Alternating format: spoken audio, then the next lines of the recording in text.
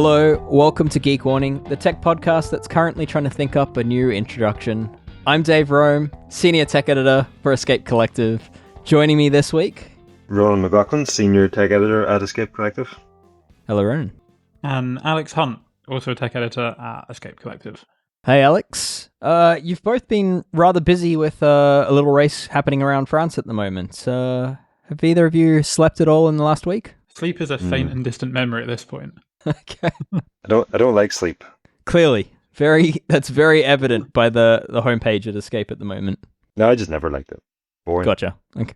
Think of all the things you could be doing when you're lying, sleeping, and doing nothing. It's true. All the error gains awaiting you while you sleep on the job. What is the most aero sleeping position, Ronan? I almost said something that would have had to been re-recorded. So we'll leave it at that.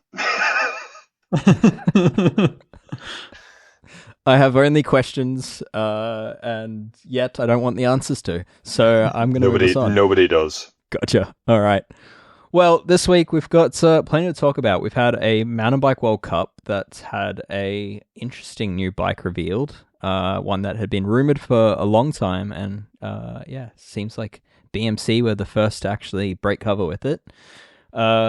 There's been, of course, Tour Tech, and following last week's episode of Geek Warning, we're going to talk about the time trial, which Ronan was heading off to as we ended the recording of our episode. Virginia Tech, who do rotational impact protection testing of helmets, have updated their scores, which is kind of interesting. So Alex has the story on that one to share. Of course, there's a PSA, and we've got a little bit of news. And at the end of the episode, you'll hear myself and Brad Copeland cover a number of questions from members in our Ask a Wrench segment. So anyway, let's kick it off with talking about big wheels, which broke cover in Andorra at the most recent World Cup. BMC were the first to come out swinging with the 32-inch wheels. It's something we know a number of brands are working on. Trek have confirmed to us that they're working on it, but to this point been unwilling to share photos. And BMC said YOLO and took the bike to the World Cup and did a lap of it in the practice of the XC World Cup. Yeah, I mean these are big wheels. 32-inch, it's approximately same sort of size gain as what mountain biking saw many years ago when going from 26-inch to 29-inch. Alex, what do you think of this thing? Oh, they're huge, aren't they? It does make things look out of proportion. It is big.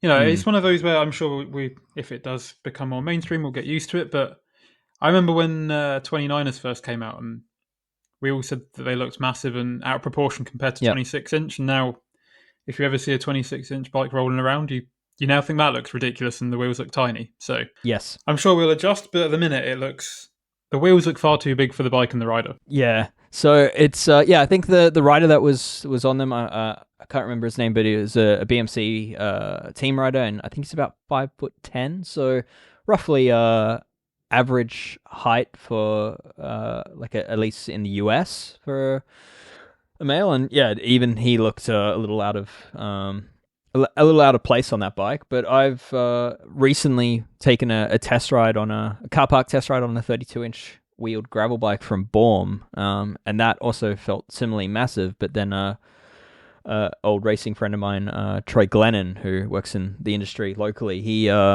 sat on the bike, and I think he's at about 6'3", 6'4", and it looks perfectly proportional for him. So I think this wheel size is something that's going to favor larger riders, but I don't know. I was also pretty enamored by BMC's efforts to keep the stack height super low on a bike that's approximately a medium to large size frame size. They'd machined their own stem, which sort of bolted both from the top of the steerer tube and from almost the fork crown as well. Like it sort of met in the middle, so it was like mid head tube, which I thought was rather awesome from a engineering point of view. Yeah, I do think this is going to be the point at which we do see kind of size dependent wheel sizes coming into effect, because there's just no way on small or even some medium frames 32-inch tires are just going to fit within the frame and also allow the rider to sit comfortably and be dynamic on a mountain bike. So although 32-inch might be coming, I'm not sure it's going to be coming for everyone. Yeah, it's interesting because it's something again like Trek had spoken to Josh Weinberg and I about this, and they basically said well, we wouldn't be doing it unless we thought there was potential to make it work for all frame sizes. I kind of think that's overly optimistic. I agree with you. I think this is going to be like a size that favors the bigger riders and is too compromised in geometry for smaller riders.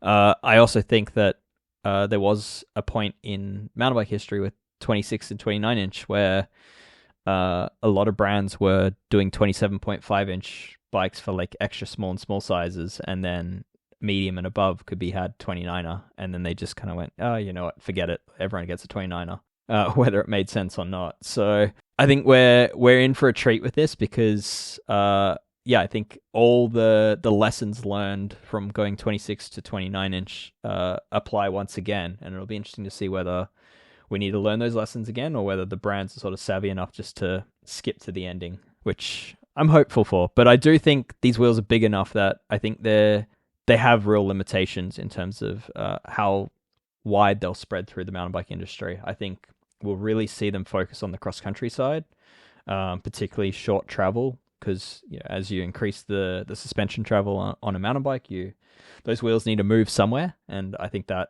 gets very difficult with a 32-inch. I also am kind of eager to see whether like the mullet idea of using a bigger front wheel versus a smaller rear wheel, very popular in downhill or in enduro, like longer travel categories of mountain bike. I'd be interested to see if that comes to cross country with this, like whether people end up using like a 32-inch front wheel and a 29-inch rear wheel, because that could be quite interesting. Yeah. Have you heard anything, or do you know anything about the strength of 32-inch wheels? Because the spokes have got a lot longer, so I can't imagine that there's going to be the same strength there compared to a 27 or even a 29er. So it'd be interesting to see that if things did boil over into the longer travel categories, how the wheels would fare. Yeah. I mean, I'm kind of gonna stay quiet on that because I very vividly remember the exact same argument being made for 29-inch wheels, that our wheels are going to get floppy, and yeah, I guess the early day ones probably were because they're just road rims built onto mountain bike hubs. But we got to a point where they're very reliable, and there's also at the same time we're starting to see in like professional downhill racing where riders are actively looking for more flexible wheels. So yeah, so I don't know, maybe it'll be sold as a feature. Who knows? But yes, longer spokes are having to be made. I think DT Swiss is among the brands that are actually now making said longer spokes. Obviously, we need bigger wheels, bigger rims. Yeah, new suspension forks. That's a part of the piece of the puzzle that's sort of still missing from all the mainstream brands. We haven't seen like a RockShox or a Fox or a Manitou or any brand of that level offer a fork yet. So, well, the new long travel Fox is perfect for this. Yeah, it could just be. Yes, just travel limit that thing, the podium. So, yeah. Anyway, I think it's interesting. I know there's people yelling into their headphones at the moment that they don't want this, but I think inevitably, as a racing product, I mean, if there's speed gains going to be had and the UCI is not going to stop it, I think it's going to be pursued. So, a bit novel idea. Yes. Ronan, speaking of, do you, as our resident UCI, this doesn't make sense rules person, do you think mountain biking should come in and have the UCI sort of step in and say this is not allowed in racing?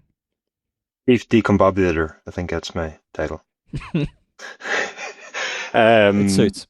No, you never want the UCI to intervene in any way. Yeah. Even when you do want them to, the chances that it just ends up worse are very high. So it's better we don't. But I'm really looking forward to this trend because if I understand correctly, when 29ers came in, then 26-inch wheel mountain bikes came down significantly in price, and so I might be buying myself a 29er soon. Fair, yeah. I mean, I hope that doesn't happen. It's probably it's probably unlikely to happen in the same way, given that, yeah, for the reasons you just mentioned about smaller frames, 29ers aren't really going anywhere. But one can hope. Yeah, I mean the thing to remember here is like, I guess we as media often get blamed for like allowing this stuff to happen. We're not really allowing it. We don't have that sort of power. The brands are going to test this stuff, and if it proves to be faster, you'll see it in production. Right now, this BMC is very much just a testing prototype. But that all said, like, no one's forcing you to buy any of this new stuff, and I still see plenty of people happily out on the trails on old 26-inch mountain bikes. So, you say that though, Dave, but like if you're racing and yes, 32 does prove to be faster or whatever the claims are, it'll force a change. Yeah, and then that forces those who are racing to upgrade or accept a penalty, or get taller. Yeah, for a certain age group that will be an option, but for the vast majority of our listeners, I think that option is long gone. I'm still so praying. yeah, like if you're a recreational rider, nobody is forcing you to buy any of this. And again, going back to what I just said, with 29ers sticking around, in all likelihood, options will remain there. But I think if you're a competitive rider, you're in some ways you are going to be forced to follow the trends. Yeah, for sure. And that's where in like time trialing, which I'm obviously much more familiar with, the arms race is what a lot of people complain about. And as much as we all know that, if you're a time trialist, you're actually racing yourself more than others, and beating your own time should be the most important thing, but it actually kind of isn't. People just want to race each other. You've given me a very good segue there to move on to time trial, but before I do, I'll just give a final note, which is like, I think a lot of the resistance to this is that the cycling industry already has way too many like pseudo standards. I'm not going to call them standards, but like different fitments of products, and way too many different incompatible options to each other. And I think the fear of 32 inch is that it's going to bring new options into that space, new standards, and it absolutely will. Like, there's no denying it. When I actually specifically asked Trek about this, and their response wasn't like, "Oh no, we'll try fit around existing standards." Their answer was more along the lines of, "Well, nothing of a 32-inch bike is going to fit. Like, nothing of your old bike is going to fit this anyway. So why wouldn't we just like reinvent it? So and make it right from the beginning." Maybe here is a plea. Yeah, we've already discussed how many brands are working on this. Yeah. Could we maybe have them come together in the same way as they seem to be coming together now to fight back against the UCI, and just like decide, well, here is what we're going to do, and then here's our axle standard. If it has to change, at least everybody changes to the same thing instead of 10 years of I agree. Trek having one, BMC having another, and whoever else having various different standards and compatibilities in that. Yep, I agree. And I think the one saving element we'll have is like the likes of SRAM, who basically have like transmission in the market and dictate, this is the chain line, this is the axle standard, this is where the cassette needs to be. I think that has actually really brought some stability into the mountain bike space, and hopefully we see that repeat. Shall we make a promise, Dave, to try and inspire the brands to work together, and that if we see clear evidence of working hand in hand, coming up with standards, we will praise it. And if we see clear evidence of the opposite, we will do the opposite of praise. Yeah, we will set small internet fires. Yeah. Fingers crossed for the praise. There's enough fires put out already. So, all right. Well, you teed me up before perfectly for a segue to time trial tech. So let's talk time trial tech. I mean, you've published how many galleries now of one Christmas like Day? general road tech gallery, and then 2 time trial tech galleries, and I have another one that I was going to put out before this week's time trial, the mountain time trial, but I think I'm going to save it for afterwards and have like a comparison flat to mountain time trial. Interesting. Okay. Anything you can tease for now? Or shall we wait? Yeah, let's wait. There's been a lot of articles of late that seem like very blatant rip-offs of work that I've done over the past 2 weeks, so we'll maybe wait until I've got that up before we disclose what it is. Interesting. Okay. All right. We're not talking about On Escape, though, are we? No. Okay. All right. You're not ripping off yourself. Yes, I am. I just have done the exact same thing I did last year. So. Gotcha. Okay. Oh well, it still works.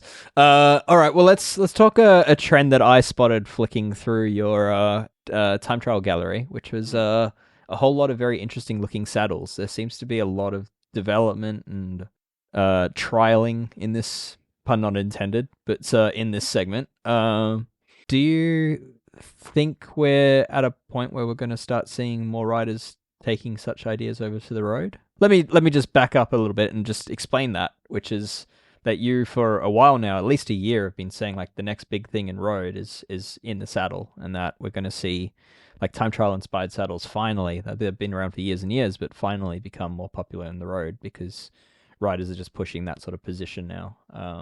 So yeah, anyway, back to the question. Yeah, I mean, like riders are adopting positions that 15 years ago would have been considered an aggressive time trial position, but they're riding them for road stages.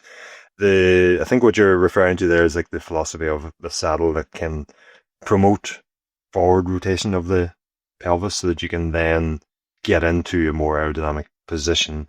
And those normally have like or at least in my opinion, they should have not just a big wide central channel, but like a central channel that runs straight through the nose. And that then supports the pubis, but also having that cutout go through the nose means that there's just nowhere for soft tissue pressure to build up. And lo and behold, if you support the pubis and you don't have soft tissue pressure, you can actually get into that position easier and also sustain it better. If you picture you tilted the nose of your saddle way up and that rotated your pelvis backwards, to then get your torso into a aerodynamic position to like hunch over and get a low torso angle, you have to like sort of round your back. Whereas if your pelvis is pointed forwards, you can get into that more aerodynamic position more easily. And asshole to the air. The what, sir? Asshole to the air. Yes. I thought that's what you said, but I wanted to double check. And I'm not even answering the question you asked anymore. But I think what we are finally seeing is time trial saddles that actually help with that, which is where they should most be used. And I think, yeah, as riders, you know, the difference here is remarkable. As riders feel the benefits from that, I can only envisage it coming across to the road. And you know, it's not exactly a case of a good time trial saddle will work on a road bike. There are other requirements there, but that style of saddle, I think, will also move across as we are seeing more and more. And there's been like the occasional appearance of such saddles, like ISM, I think, are sort of largely credited to be one of the first movers with such a saddle. Yeah, and you had Sella SMP, that, you know, the one with the nose that really drops off at an angle, but it also has the central channel run straight through the nose. Those have been around they've been around for about 20 years or so. Maybe longer. I stopped using one 15 years ago. Yep. So yeah, it's not exactly new, but I think for a long time, maybe the aesthetics of these things put a lot of people off. Yeah. And now performance is much more important now than it was back then. And so I think the performance potential will help people get past the aesthetics. Yeah, and I think like it's probably worth noting that like we've been kind of circling around similar ideas for what feels like almost a decade now. Like short nose saddles are sort of, in a sense, also kind of trying to achieve a very similar thing. Like just remove the nose entirely for, you know, what would historically be a pressure point. And I think the other thing is, not to be too much of a conspiracy theorist, because it's not a conspiracy, but like sponsorship plays a huge role in what saddle pros end up on. And like for a rider to end up on an ISM saddle, they really have to go against a lot of team requests and a lot of team pressure to ride the official sponsored saddle. Like I think every World Tour team has a saddle brand they're meant to be on, if I'm not mistaken. Yes. On at the least in side, men, I think. Yeah. Women's, I think, is it Human Powered Health doesn't, but yeah. And I can't recall exactly which teams on the women's side do and don't have saddle sponsorships, but I know that there is a lot more leeway on the women's side, and you'll typically see, I mean, even, you know, right up to something you just wouldn't see on the men's side is like a Pogača on a non-sponsor compliant component. Typically what would happen is the sponsor would probably make a component that is what Pogača is looking for. But I mean, you had Lotto Kopecky for years now has ran Syncross saddle, if I remember correctly. Oh, interesting. On her specialized bikes. Interesting. And I think Canyon SRAM, a lot of them ride specialized saddles. unbranded? Canyon SRAM, I mean, I don't want to say universally because maybe I have forgot of Oh, a they're rider now or two, Ergon sponsored, aren't they? but they ride Aragon, yes. Yeah, okay. That's a new thing. Yeah, prior to that, they were on a lot of specialized power saddles. So, Mm-hmm. uh, yeah, okay. So, I guess yeah. With that in mind, do you foresee in the next year seeing a whole lot of road going time trial inspired saddles coming from brands that haven't historically done such things? I think so, yes. Once we get past this 3D printing malarkey, we can actually get on to doing stuff that is beneficial. Yep. Yep. We did get a member submission for just a comment related to our previous 3D printed saddle chat, recommending that we try out Physique 3D printed saddles because they'd had great success with them. And I probably should note that we were actually talking about not getting on with with Physique 3D printed saddles in that segment. So yeah, sorry, but again, before the messages come vary. wailing in again, I think what we had said was that there's potential here, but there's other things that could offer more potential that we're not exactly maximizing when it comes to saddle design. Sure. Yeah, and on that point as well, like with those kind of 3D custom saddles, you're still starting off from the same base shape. So if the base shape of a Physique saddle doesn't work with you, a 3D printed version is never going to work with you. So Yep. It's still got to be vaguely correct. I'm glad you're here, Alex, because you can say the things I try to say. Sense he makes. Cool. All right. Well, let's time trial saddles on road bikes. I think Ronan's been saying it's gonna be a trend, and I think all of a sudden in the time trial tech gallery that you've published on Escape, I'm seeing a heap of such saddles, which I perhaps was ignorant to before, or maybe they just actually weren't prevalent, and it just feels like the next step is that they'll come onto the road. I mean, the other thing that's important to say here is that just because that saddle is classified as a time trial saddle does not mean it ticks every box for me, or it's exactly what I'm talking about here. Yeah. There are some pretty poor time trial saddles out there, in my opinion, pretty poor designs. So yeah, it's not just run out and buy a triathlon saddle and you're sorted. And as always, even if you get one of the saddles that I happen to like the look of, you probably still need to go to a bike fitter and get it set up. And that bike fitter probably needs to be bought into this sort of way of thinking also. Because you can't just take one of these saddles and set it up identical to what you were running with a saddle that works with an entirely different philosophy. Yeah, there is a bit of change required. Yes. Yeah. I mean, it applies to any saddle. If you change the saddle shape or saddle model that you're on, your bike fit basically needs resetting. Andy Prout, who's sort of the one of the original Specialized body geometry names, and he's written a book on medicine for cyclists, or I think that's what the book's called. But he's famously used to say that right saddle, wrong fit is the wrong saddle. So and the reverse also applies of that. So yeah, food for thought if you're looking at these new saddles and wanting to change. Just know your whole position will change with it. So it was a brave title for the book, given that it was published like the early 2000s.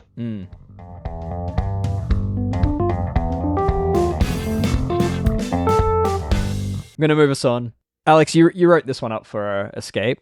Virginia Tech helmets. What's the story here? Yeah, so I think a lot of our readers and listeners will be familiar with Virginia Tech. It's kind of the best place for independent helmet testing. They've got over 250 helmets independently tested, and they focus on rotational impact protection. So they're kind of impacts that could cause concussion, rather than just kind of the straight on kind of blunt force impacts that a lot of standardized testing looks at.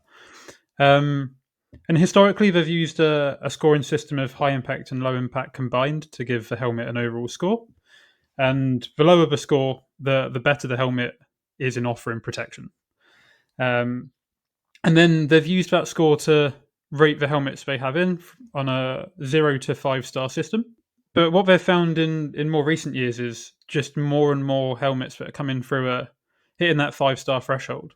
Their feeling was that in so many helmets now reaching this 5-star threshold, that kind of became worthless. It's their intention when they created this system was it was easy to understand through the star system where the class leaders were. A 5-star helmet was something that kind of went above and beyond where the industry was and offered class leading protection, and was a highly commendable helmet. And as of 2025, of the 270 odd helmets that Virginia Tech have tested, 167 were falling into the 5-star category. So more than half of the helmets they had, which is potentially great news for the consumer. The helmets look on the whole to be improving in the protection they offer, but it just meant that no longer did the star system really hold much weight. So what Virginia Tech have done as of the start of July is they've essentially just moved the threshold scores for each star rating. So it used to be a score of, I believe, 14.1 or under would get you a 5-star rating. Now they've moved that down to 10. So it's moved quite significantly. And that's meant that of the 167 helmets that used to qualify for a 5-star rating, now only 38 do. So that means helmets that used to be 5-star are now potentially 4-star. But it doesn't mean that they've become, they offer less protection or they're not as suitable as they were. It just now means that the threshold for this 5-star has reflected how the helmet market has moved on. And they were quite keen to stress in the memo they sent me that this is something we see quite common in like Euro NCAP testing for cars. As cars get safer and as they become more safety mechanisms come into vehicles, they gradually all become safer. And so to compensate, they adjust the rating system accordingly. Because a Volvo from 1970 compared to a car today, they would test wildly different. And if you used the same scoring system, it would kind of be worthless. Yeah. Well, the Volvo from the 1970s is going through the test wall rather than. But okay. I think that's the thing they were quite keen to stress is just because a helmet you may have bought last year or this year at that point was a 5-star, now might appear on the website as a 4-star. That doesn't mean that the helmet is any worse than it was at the time of purchase. Gotcha. Okay. So with that, what are some of the leading helmets? Like what's who's top of the list at the moment? It's quite interesting actually. So at least in terms of the tested protection, it really does go to show that price isn't really the factor that people should consider. Price doesn't necessarily equal a more protective helmet. There's other factors and other features that kind of come into that price, because although the top road helmet at the moment is Hock's Sightings with a score of 7.51 and a retail cost of $330, the second best road helmet is a brand I'm unfamiliar with, but it's P2R's A20 with a score of 8.14, but interestingly a cost of $55. So it's one of the cheapest helmets in the whole of Virginia Tech's testing catalogue, but offers the second best rotational impact protection on the roadside, at least. Yeah, right. Okay. So money continues to not be a factor in the safety side of helmets. Yeah. But what is really refreshing to see, and I do encourage anyone that is in the market for new helmets to go and have a look at Virginia Tech's website, is across the top 10 road helmets, it's pretty much a spread across every brand. Most mainstream brands have a helmet that does hit this kind of 5-star rating still and is offering, at least through Virginia Tech's testing, the exceptional rotational impact protection, which is, I think, a good thing for all consumers. I mean, this might not be something you can answer, but do you know when Virginia Tech first started doing cycling helmet testing? When it first started publishing it? I don't know. I don't know for sure, but the memo I was sent kept referencing 2018. So I don't know if that's when they started to have a large volume, or if that's when they actually started. But that's the date they were using for their comparison between rating systems. And then another question you might not be able to answer, but do you know how many helmets from that 2018 batch now qualify for the 5-star rating? I don't, but I do know that in 2018 they had tested, when they first started, they tested 30 helmets, and 4 of them were 5-star under the old parameters. Okay. So from going from 4 out of 30 to 167 out of 270 shows just how the average of the helmets has increased in protection. Yeah. And dropping that back down to 38 is a closer ratio to the 30 to 4 that was in 2018. Yeah. I mean, the pessimistic view of this is that pretty much every helmet manufacturer realized how important these tests were and started to backwards engineer to the test and make sure that their helmets were passing this test with flying colors. But I guess the flip side of that is, if you believe this test to test for concussion related impact, then that's only a positive thing.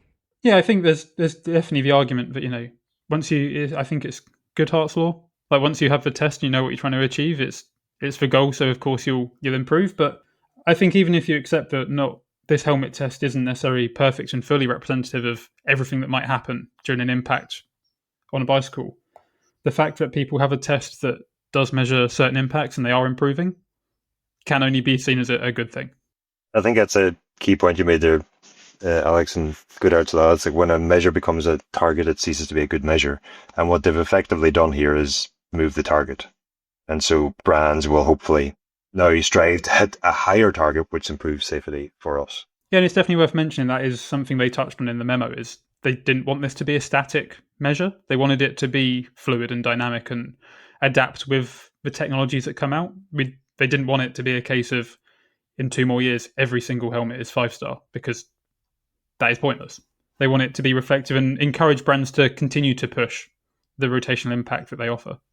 Well, whether everyone agrees whether it's perfect or not, I think it's on balance is a very good thing that we have this as a resource and a publicly available resource. So Virginia Tech, check it out if you haven't already. I guess put it into your research when buying a new helmet. Just check that the one that fits you correctly is also one that tests decently well in these tests. It doesn't have to be at the top, but it should be probably the top 50% ideally. So. Yeah, just on that note, actually, Virginia Tech did publish some guidance, and they just said any kind of 5 or 4-star now under this rating system would be cool.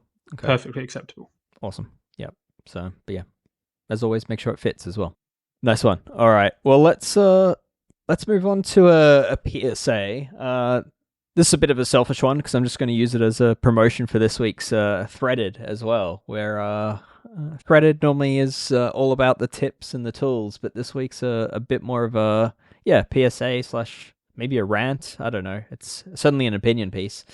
But this comes off the back of I guess often hearing people talk about safety critical components versus those components that they'd be willing to skimp on or sort of overlook. And I often hear people talk about like, a fork steer is safety critical and a handlebar safety critical, but that other components that happily buy off of AliExpress because nothing bad can happen. And my argument that I make in this week's thread is that a bicycle is a simple object where I believe every component serves a critical function, and therefore every component is safety critical. I would even take it down to the most simple thing that I have an old racing friend of mine years and years ago ended up never being able to ride a bike again because someone's water bottle cage didn't hold onto their water bottle, and they ended up wiping out on the water bottle that landed in front of them and exploded their knee as a result of it. So I think, for me, I don't know.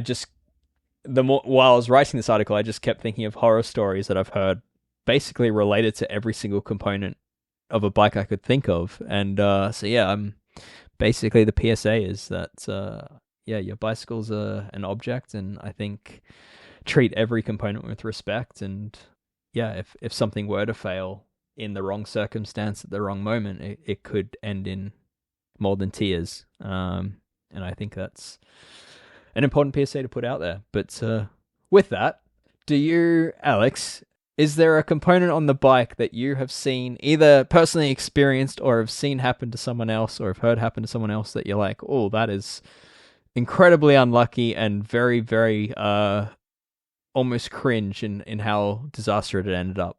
I think on the mountain bike front, one that stuck with me is a lock-on grip bolt failed. And the grip flew off the bike and resulted in a pretty catastrophic crash.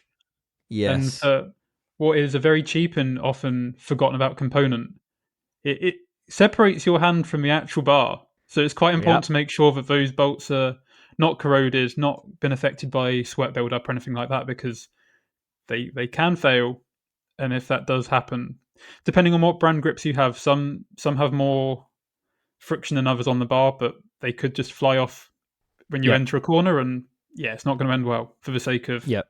$15 or whatever. Yep, that is on my list as safety critical. Slipping grips, like I guess the harder you ride or the more committed you are riding, say a mountain bike. Say you're like going into a rock garden and you go to bunny hop or pre-jump a section and your grip slips, whether it's a lock on or not.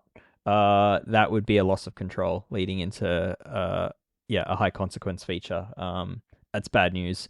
On the road, I'd even say like just severely worn out brake hood covers. Them slipping on the bars when you're out of the saddle can be pretty bad news as well. So, yeah, not to make everyone scared of riding their bicycle, but I honestly, the more I thought about it, the more I thought like any component failing is bad news, and like a broken chain at the wrong time while you're sprinting up a hill in traffic, bad news.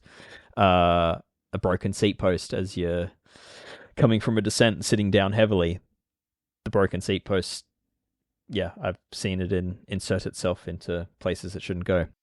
So it's anyway. And on that point, Dave, I mean, I'm sure you would have got to this, or perhaps you have got to it in the article, but the maintenance of those components, the example you just gave of a seat post, that is exactly why a torque wrench is an essential piece of kit.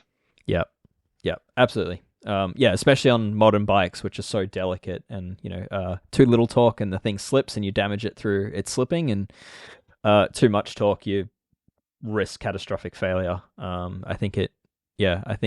I guess not to give away my threaded article, but please still read it if you're interested. But I guess where I end up and where I guess it finishes on is that as we move to forever more integrated bikes, my fear is that the safety of bicycles is overlooked out of convenience. That it is no longer convenient to inspect handlebars, and it is no longer convenient to inspect fork steerers or even seat posts. It's no longer that convenient to pull a seat post out because you might have a battery linked to it, or it's got this fussy wedge system that you don't want to mess around with. And I guess my main fear is that a lot of us are on these high-end bikes that we're now either very expensive or very difficult to take these measures and to check whether they're holding together correctly. And I guess my plea of this PSA is that you factor that into the price of the ownership of the bike and actually encourage your mechanic to go that level deeper. Yeah, there's definitely some things on bikes that have got a lot harder to inspect, but I think something that we always used to start sessions with when I was a coach or when I was guiding is just it was called an M check, where you just systematically go from the front of a bike to the rear of a bike and just check everything over. And obviously, it doesn't cover everything. If you're trying to inspect a steerer or a seat post, you're not going to do that in a car park. But just systematically checking over your bike and also getting familiar with how it looks, and so you can measure if things are corroding or if things are wearing or whatever, is just a very easy way to prevent a lot of silly failures that could result in pretty nasty crashes from happening. And it takes 5 minutes before a ride. And if you don't know what the M check is, you basically start at your front or your rear hub. And if you start at the front, you go up to the handlebars, check everything in between those 2 points, then go down to the bottom bracket, check the drivetrain, up to your saddle, and then back down to the rear hub. And it's basically just a way of making sure you check everything on the bike and you don't overlook something. But I would say, even just doing something as simple as we used to do that with kids in schools, but it is valuable because you might not check a fork steerer, but you might, or you should at least check headsets tight, and that might highlight an issue to you that then prompts you to check the steerer that you've. I remember being on a training camp one time in the Belgian Ardennes, and one rider, I think his headset was just loose, just normally came loose, and in the process of fixing that, we had to change bearings, and when we took out the fork steerer to replace the bearings, we noticed that the steerer was cracked, and then there was 15 of us there, and then we thought, oh, we better check the rest of our steerers, and half of us had cracked steerer tubes. And so then we went out on the drink that night instead of training the next day. But we were glad we found them. Yes, yeah, yeah. Certainly. I mean, this is something my article will get into as a basic checklist. But yeah, it's certainly like pay attention to noises of your bike. It's your bike telling you that something's not quite right. Pay attention to like movement and play that you're not expecting to be there. All of that stuff should be treated with respect. And I wouldn't just on a modern bike, if you've got a headset that's come loose a couple of times, I wouldn't be just tightening it up and thinking you need to tighten it more often. I'd be really if you don't have the experience to do it, I'd be spending the money and encouraging a mechanic to strip it down and to make sure and really inspect it and give it the all clear and figure out why it's coming loose. Actually solve the issue rather than just put up with it. It's that is a safety issue. So there you have it, a proper downer of a PSA, but hopefully, through that people end up on safer bikes as a result of it. So.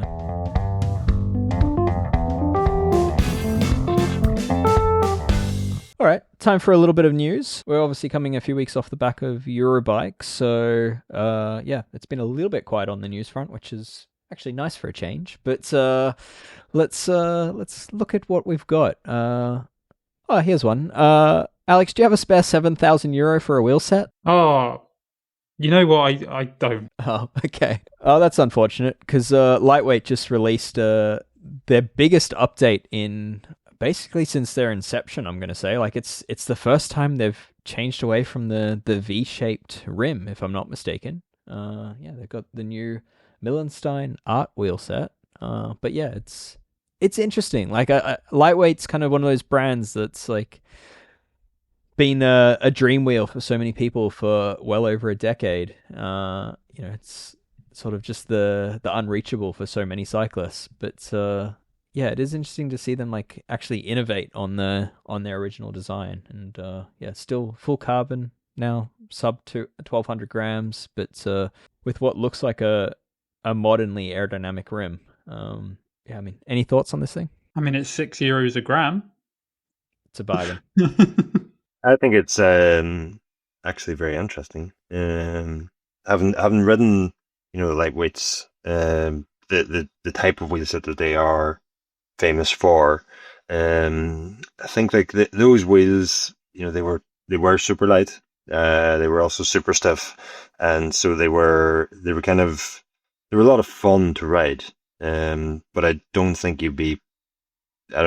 anybody at this point expected maximum performance from them, especially in terms of aerodynamics. I'd hope not. And it kind of seemed like, where's Lightweight going to go from here? They're stuck with this wheel set that I sort of likened it to, like, you don't buy a classic car because it's the most performant or most up to date or most high tech features and gadgets and all inside. You buy it because it's a beautiful looking thing or it speaks to you for some other reason.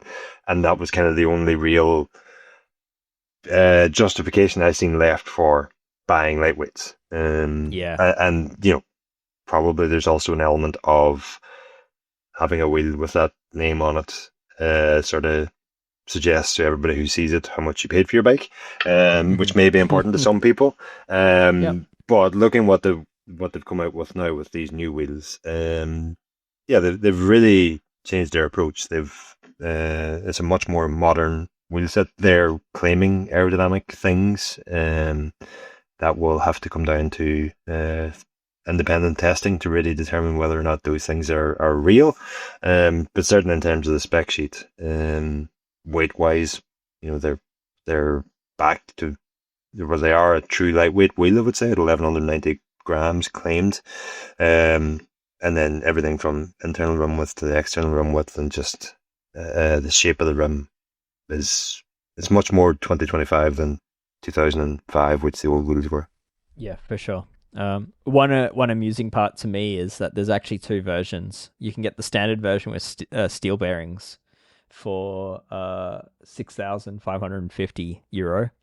But yeah, then the ceramic bearing version is €6,990. I don't know, like if you're spending more than €6,000 on a wheel set, surely you just sort of expect ceramic bearings. I'm surprised to even see the option. Yeah, I'm surprised to see the option as well. And you kind of yeah, I think if someone's spending 6.5 grand on wheels, the extra 400, I don't know. I'm not in a position to Hmm. spend 6.5 grand instead of wheels, but None of us are. surely most people just go with the ceramic. You know, whether it makes a difference or not, I think it's another thing you probably want to be just saying, Yeah. oh, it's got ceramic bearings as well. Anyway, lightweight's maybe back. I don't know. That's is that too generous? I mean, they're That's a still good. I think that's a good yeah question though, because what is back? There was a point where they were one of the most popular wheel sets in pro cycling, yeah and it was just hyper focused on the low weight that they offered. What do they need to do to be back now? I don't think we're going to see them in the World Tour again, no nor do I think do they need to be. But yep there's this. I don't particularly like it, but there's this sort of sense that if I get all the time that it's like, oh, if it's not in the World Tour, it can't be the best available, or the stuff that is in the World Tour is the best available, which I don't think is necessarily the no case. neither is true, and I think like if we're being really like objectively like 1200 grams for a 45 millimeter depth wheel, there's a lot of wheels that now do that, and Yeah, I don't think you could say that lightweight is bringing any extra actual performance to the game. And it just goes back to what you said, Ronan, which is like it's got this prestige to it, and it talks to some people that have the finances to buy it in the same way that a classic car would. And I think it's as simple as that. But for it, me, it it also talks to does. the people who don't have the finances to buy it. Sure. Yes. It just says something different. Yes. Yes. So anyway, I mean, I'm not expecting to start seeing these pop up everywhere, but yeah, it is nice to see them completely change a design that was feeling very dated at this point. And yeah, end of the day, people are still buying that old dated design. So I suspect this will be a winner for them. I think that is important. Like there will be riders who can afford these, and they're fair play to them if they like the look of these wheels or they want lightweights for whatever reason. There is now an option that is in line with modern setups, and so I can sort of, as ridiculous as the pricing is, I can sort of live with it, but better because I can't say it's better because I haven't ridden it, but on paper at least, it's in line with what you would want from a modern wheel set. Whereas previously you're spending similar money on a design that really was kind of dated at this point. And, even things like, I imagine crosswind stability and that surely improves with this new design versus an old V-shaped rim. So, yeah, we've talked about this for a long time. I wasn't expecting that. For sure. Yeah. Well, speaking of, yeah, I can't believe I'm going to say this, but perhaps better value than these lightweights is Pinarello's new gravel bikes. Yeah, Pinarello's got two new gravel bikes. One of which was seen teased at Unbound, sort of like a mystery bike. But yeah, Josh Weinberg wrote this up for Escape. But yeah, the Gravel F is Pinarello's more like I'd say a more affordable option, but it's also the more adventure style bike. So yeah, room for bigger tires. Still very clearly looks like a Pinarello. It's got your swoopy angles, but yeah, a bit more adventure like, a bit more upright in its geo, a bit more longer in the wheelbase. And then they've also got the Dogma GR, which I'm still disappointed is not called the Grogma. But so yeah, so the Gravel F actually has quite a few affordable models, like competitively so. Yeah, I was surprised by some of the pricing on offer. I mean, they've got complete bikes starting from like €3,500, which is yeah, I mean, pretty low end spec, but still, it's not something you normally associate with the Pinarello name.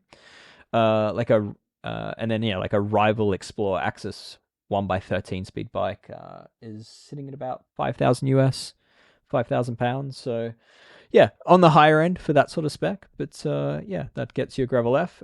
Meanwhile, the Dogma GR is much more in line with like the Dogma name. That's Pinarello's flagship model, and that is right up there in terms of pricing. All right. Well, if you like Pinarello and you like gravel bikes, I will encourage you to check out Josh's write up on Escape for all the details on that. He did get a day of riding on both of them, so yeah, we've got some early impressions on those bikes. Last on the list for this week is that DT Swiss has actually issued a stop ride notice on some of its wheels. Specifically, the stop ride is applicable to the ERC, CRC, and HEC wheels with rim depths of 35 and 45 millimeter depths that were produced from September 1st, 2024. and onwards. So, check out DT Swiss's stop ride notice on their website. But they basically are asking people to stop using these wheels if you have them, and to contact your local retailer or distributor for further steps. It sounds like they've only just discovered the issue, and as a result, the stop ride is sort of in place before they actually have like a replacement solutions sorted. But not one to mess around with. See the PSA that we spoke about 10 minutes ago. Which ones are to be messed around with, Dave? I don't know. No. Judging by, I'd say every other DT Swiss wheel that isn't on the list is probably still safe to ride. So I seen this pop up and I was kind of surprised DT Swiss just, usually so reliable and bulletproof and all that. It was kind of, if you'd asked me to pick the last brand I'd be expecting a recall from, probably would have been DT, or they would have been close to last that I would have thought of. Yes, I agree. Now we get other requests for which brand do you most expect a recall from?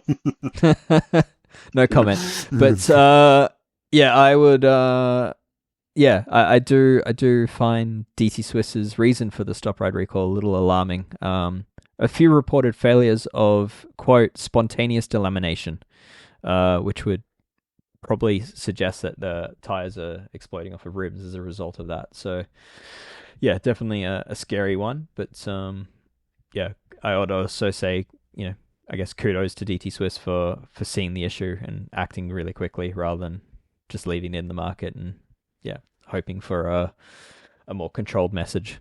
So, all right, well, that's a wrap on this week's free episode. For those that are members of Escape Collective, it's now time for Ask a Wrench, where you'll hear a pro race mechanic he's a head mechanic with specialized off-road racing, Brad Copeland.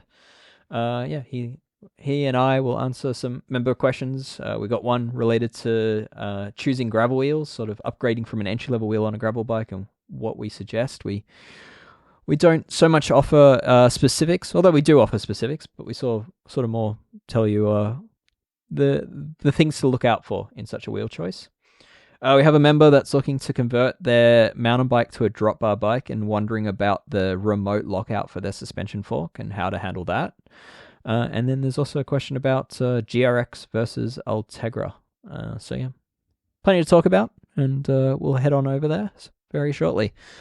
Alex, Ronan, thanks for joining us. Thank you, Dave. And Alex, I think we didn't get the chance to talk about this, but so maybe one for a future episode. But I think you just bought yourself a new bike. What did you get? New bike day is arriving this week. I had the old Epic Evo, and unfortunately for me, some people in my local area decided that it was worth breaking into my van for, so that disappeared. But I've managed to source a replacement and gone for the new Epic 8 Expert. So nice. Back on the knobbly tires and very much cross country orientated. So nice 120 mil bike. Yeah. In a few weeks, I'll hopefully be able to give you an update on what it's like. Yeah, please do. Take us on the journey if you end up upgrading parts or. I will do. Yeah, nice one. All right, enjoy that bike. Cool. Time for Ask a Wrench. Cheers, guys. This episode was produced, edited, and mixed by Will Jones at Red Bricks Media.